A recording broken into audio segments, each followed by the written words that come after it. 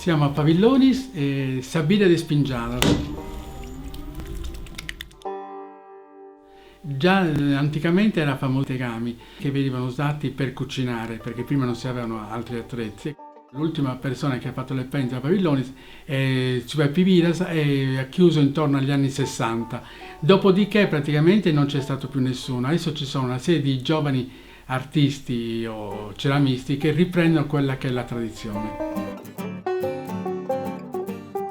Fino al 1967 c'erano diversi di questi, artigiani, tornianti, che alcuni erano imprenditori veri e propri, altri invece sapevano lavorare, produrre questi pingiados etianos e anche altri oggetti.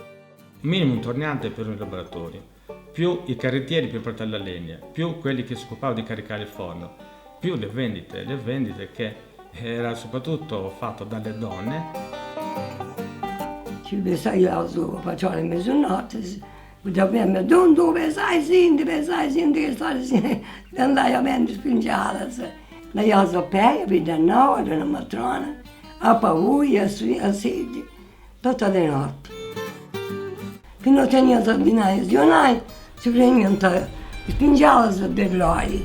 E già la bottega può vendere sull'olio. Rodrigo, o Bisurucci, Paro, tutte queste cose.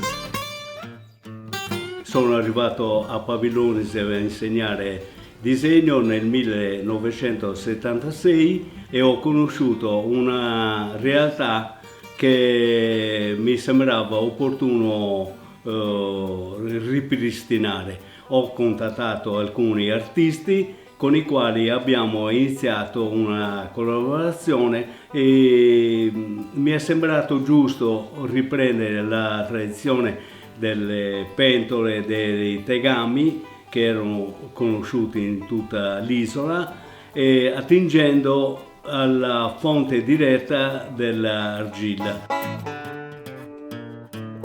Questa qui è una zona alluvionale, cioè da tutti quei monti di cui siamo circondati scende l'acqua e con l'acqua scendono le argille che si sono formate.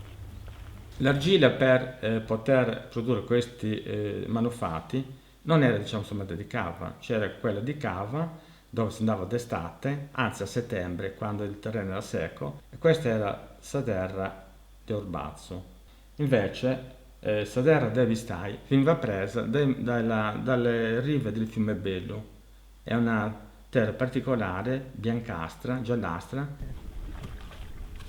Siamo venuti qui nel campo per fare proprio i test sul posto. Quello che serve quando si va a argilla è una cazzuola, un secchio e una bottiglietta d'acqua.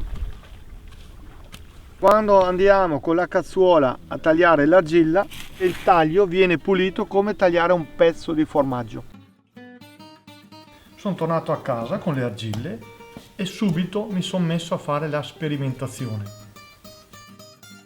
Faccio delle analisi abbastanza empiriche, però che servono a me per avere la sensazione nelle mani, nell'odorato, nella vista di come si presenta questa argilla in natura e come poi posso usarla.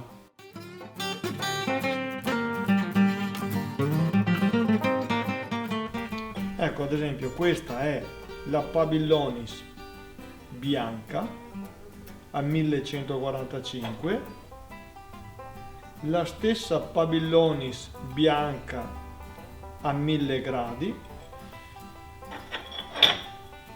e sempre la Pavillonis bianca a 1205.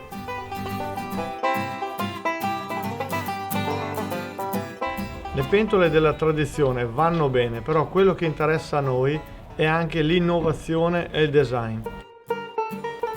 È stato molto interessante questo approccio con i piatti di terracotta, ovviamente oltre ai piatti anche i piccoli utensili che ho sperimentato praticamente sono molto versatili anche per l'utilizzo in forno. Assieme a degli altri ceramisti abbiamo studiato delle forme e dei colori diversi per creare qualcosa di nuovo. A proposito di pentole, abbiamo pensato di organizzare un concorso internazionale per la pentola del terzo millennio.